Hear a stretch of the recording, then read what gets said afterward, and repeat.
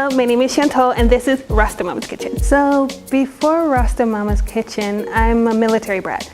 I grew up everywhere. Both of my parents are Jamaican, and my dad's from Clarendon and my mom's from St. Mary's in Jamaica. And so I'm a first generation. My dad joined the military, still is a Jamaican, and we traveled all over the world and all over the country.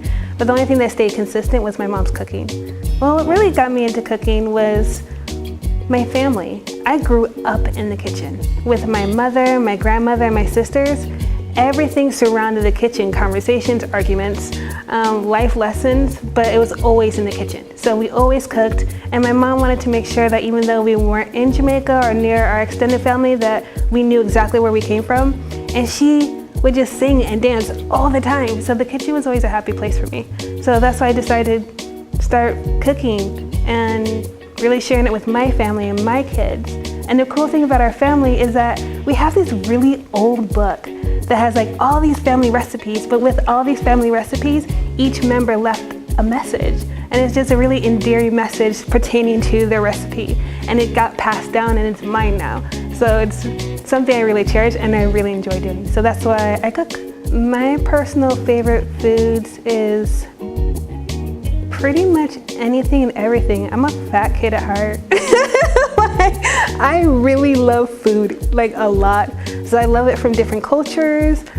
If it's spicy, different, weird, I'm totally down for it. So I don't have a favorite food because I love all food. So I'm just a fat kid at heart.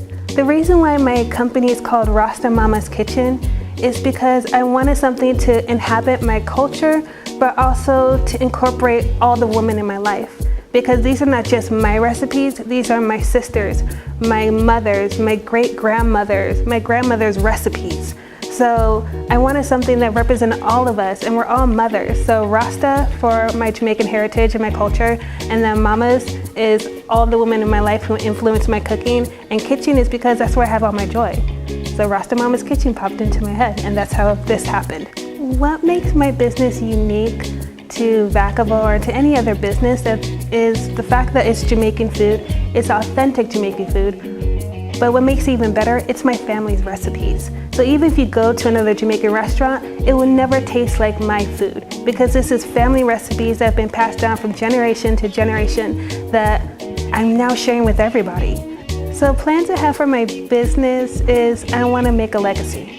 I want to have my children learn all these recipes and continue with it. But ultimately, I think it would be really cool if I can get my food into actual like grocery stores. So not only people in Vacaville can taste it, but people in Florida or in Canada or wherever can actually taste my family's food. And I think that would be really neat. So today I'll be cooking a family secret. It's called Jamaican curry chicken. Now everybody's had their own curry, but there's about 100 different types of curry, so no curry is actually the same.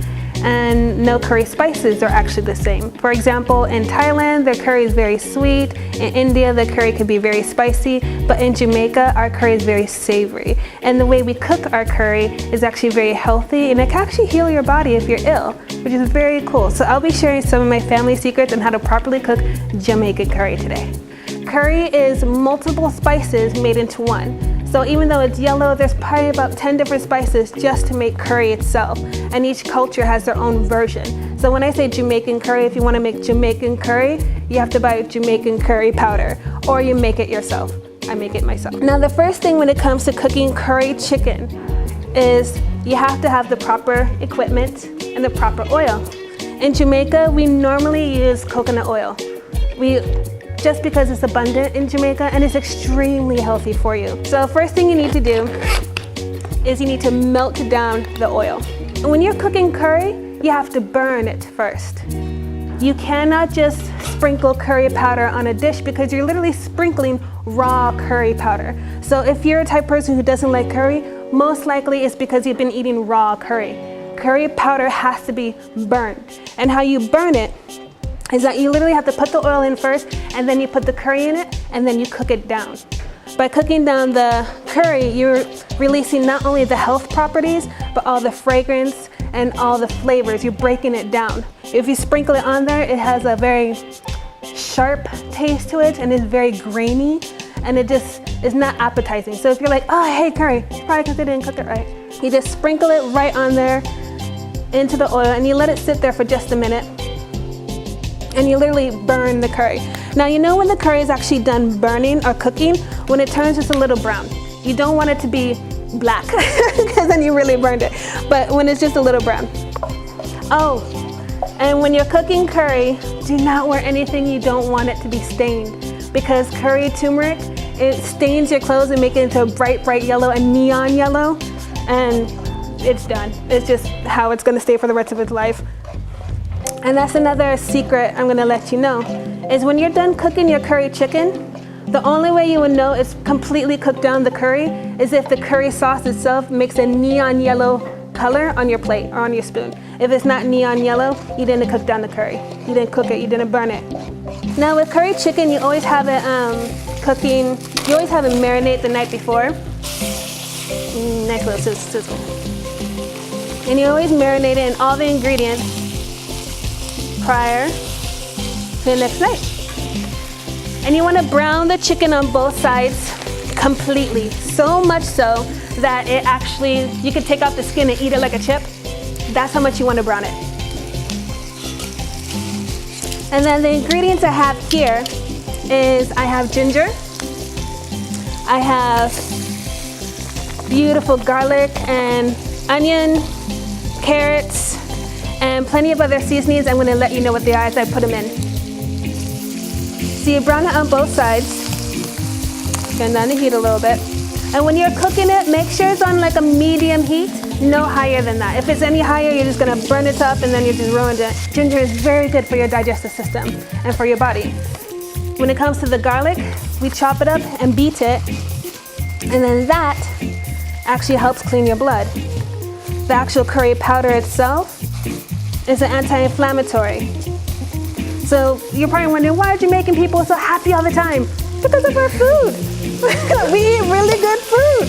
You just let it sit there and mix it around a bit, and then as it's mixing, you're gonna add your carrots as well. I mean, look at this. I wish you could just tip it over and be like, but look, I mean, it's getting there, right? Beautiful colors. And that's another thing. If your food is all bland and one color, you're missing some vitamins and nutrients and things of that nature.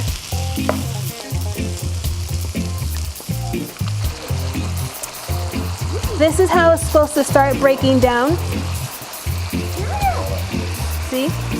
And see how it's starting to turn into gravy and everything? And the chicken's starting to turn a little neon right there. That's exactly what you want it to look like.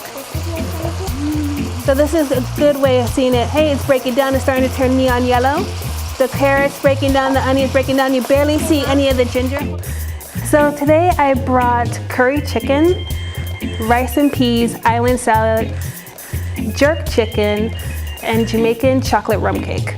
So if anybody want to get a hold of me, you can find me on Facebook and you can message me that way through Rasta Mama's Kitchen on Facebook, or you can contact me via email at therastamaskitchen.com, or go to my website, The Rasta Mama's Kitchen, or my phone number is 707-592-2236. And you can get a hold of me like 4 different ways.